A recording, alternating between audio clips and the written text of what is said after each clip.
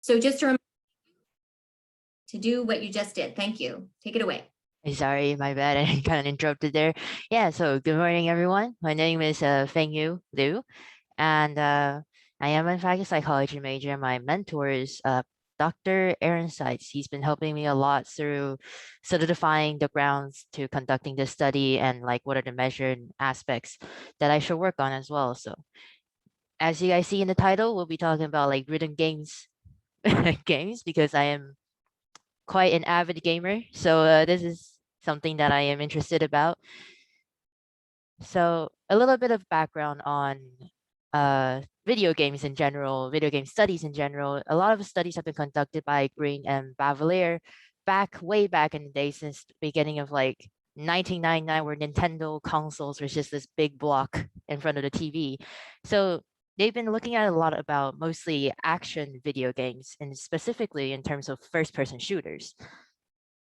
So first-person shooter, briefly explained, is basically you're viewing as if you're viewing in real life, and then you have to interact with the backgrounds. There's a lot of aiming, there's a lot of information on screen to process. So in their study in 2007, they looked at they found that video game players perform better in visual crowding regions, and crowding is the general phenomenon where it is more difficult to identify a target object when there are other distracting object present. And the way they do this is they see, because usually in the first person video games, there's a lot of user interface on screen. There's like, for example, in this corner, there's here's your mission objective. In this corner, there's a mini map. Over here is some other indicators indicating your allies, enemies, etc. There's a lot of environmental barriers as well. So so they found that video game players, they're better at isolating what is important to them, the information that they need to see at the moment. So in connection with rhythm games is that most of studies, for example, the one conducted by Bengal in 2017, they're used to train synchronization of perceptual motor and sensory motor integration areas, because rhythm games requires audio cues, visual cues, and mostly your hands, because you'll be playing on touchscreen most of the time, whether it's an arcade or on mobile. So my study here is questioning if peripheral information and spatial processing can be trained using first-person shooter games, then is it possible to achieve the same effect using rhythm games? Because it's also audio cues, visual cues, and while first-person shooters rely on keyboards, rhythm games is also relying on like the connection between the hands and the eyes. So this game name always makes me laugh when I have to say it like this. So I decided to use Love Live School Idol Festival is the rhythm game, mobile rhythm game, and oops, my bad, and Tetris to compare for any improvements in the use of field of view task and the spatial processing task. Now I'll explain those shortly, but here's the general design of my study. So participants are randomly assigned to rhythm game or Tetris. This is to ensure that, I'm not giving them any kind of bias at all, or they themselves don't have any expectations as to what kind of games they'll be playing. So when they're first recruited, I'll kind of give them a short survey about like video games. Have they have any experience? What kind of games they played? Have they watched any? Just to get a general gist of how familiar are they with video games. And after that, they'll be doing a pretest, the use of field of view task, and spatial processing task, which I have listed below. The first row is the use of field of view task. They'll be presented with the stimuli and then a brief clutter information, and then they have to identify the stimuli that they just saw. And the fourth picture is the second advanced stage of useful field of view tasks, where they also have to identify not only the object in the center, but in the peripheral vision as well. So these happens really quickly. In the second stage, they'll show once again an object in the center, but then they'll have something else right next to it, and like these eight different positions. And then of course there'll be a clutter on screen. These will become really fast, so they have to. It's like an instant reaction that they have to see. The spatial processing task, as you can see below, is kind of what is used to test like their their spatial awareness, I guess you could say. So they'll be presented with like a diagram in the first image, and then in the second diagram, it will rotate it either 90 degrees, 180 degrees, 270 degrees, whatsoever. And in that instant, they have to be able to see whether or not they are different or they are the same. So with the example below, you'll only have like a few seconds, but the first will be presented, and then the second you'll have to see it's different or not. And once you take the time to see, you'll notice that it's actually different, but during those few seconds, it's really difficult. So after the pretest, oh God, this stream is hilarious. After the pretest, the participants were instructed to play their assigned games 30 minutes a day for 2 weeks. Originally, being quite an avid gamer myself, I actually have been planned for 1 hour. But then Professor Seitz suggested that that may be too long, as there are many things to go about the day. So we shortened that to 30 minutes for 2 weeks. And their condition one is this mobile rhythm game, Love Life School Idol Festival.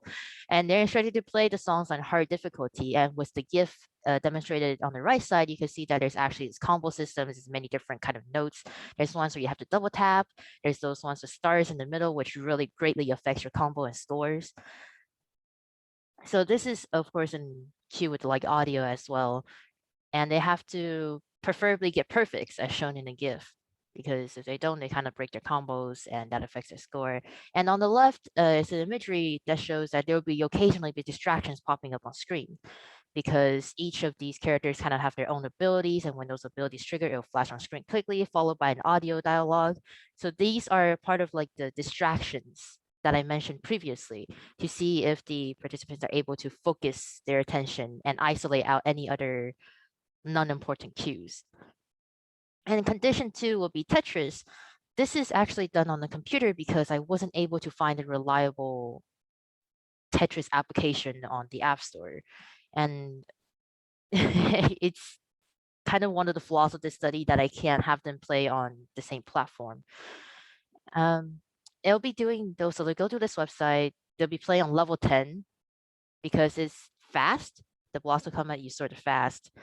So you'll have less time to react. Instead, you have to really train on how quick you'll be able to rotate these blocks, how quick will you be able to identify what orientation these blocks will have to be in. I tried level 15. It was not fun. It was too fast. So during the training weeks, the participants are asked to keep a journal. And they're supposed to record a location where they did the training, whether it's on, in front of their desktop, on bed, and their thoughts about the gameplay, personal improvements, difficulty encountered, just to have an idea of what they feel. Maybe they themselves have seen some sort of improvements in their scores or in their combo system. And after 2 weeks, the participant will complete the post-test, which is the same test as the pre-test, the useful field of view task and the spatial processing task. And as of currently, the data collection is still in progress. Can just administer the first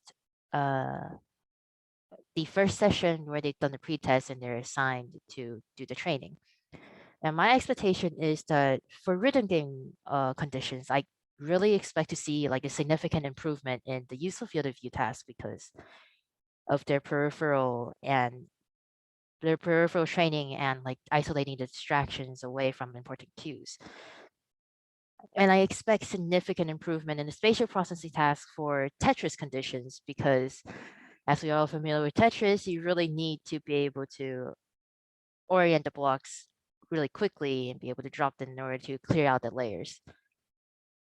And really quickly on some of the difficulties I encountered during this was, well, first, I had this change of plans halfway. So this was the original idea I wanted to, but Professor Sai kind of proposed a different one. So I wanted to try that one out and it didn't work out for me. So I changed into my original plan pretty late. This was a lot of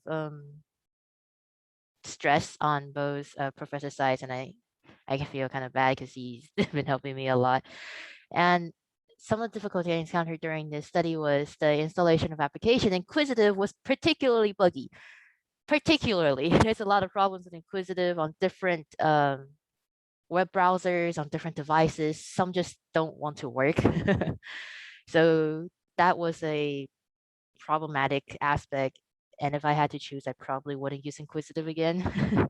And there's also some connection speed differences because with how most people are working at home these days. Like Wi-Fi is troublesome sometimes. So there's lag, and sometimes I wasn't able to give out information like successfully because it's lagging. They weren't able to download quickly. So that has been quite an hindrance on how progress goes. It usually takes longer than expected when I'm administering the process to these participants. And another aspect was like recruiting participants because everyone's so busy. It is really difficult to have them. Sometimes I just understand that it's really difficult to take their mindset away from like more important businesses that they have to do to be able to play games and all. So I'm really thankful for those who did participate, who did decide to help me with my capstone project. So here's a big shout out if any of them are in are watching me do this right now. And another part was like communication, just simply because we have to do everything through email instead of having face to face. So some of these might cause, you know, problems where we aren't able to communicate efficiently because emails, you know, sometimes they get sent, sometimes they don't. So that has been one of the big problems. And for some of the future directions is like my thought originally was rhythm games would really help for those people with motion sickness because as you can see, FPS is usually requires you to really move in and out really quickly. You have to look here, you have to like change your viewing distance a lot to adjust to in-game information. And for some people like me, you just get motion sick. You can't do that for a really long time. Imagine kind of like if you're on a roller coaster. that's what it feels like. So I really hope with the use of rhythm games it like reduces this motion sickness so that when you're administering the actual test, you can really see the enhancement of peripheral and spatial processing at ease. So, and hopefully, if this gets done, I hope to explore the different designs of rhythm games because so far it's just very stereotypical use.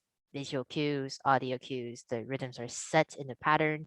You can learn those with like muscle memory.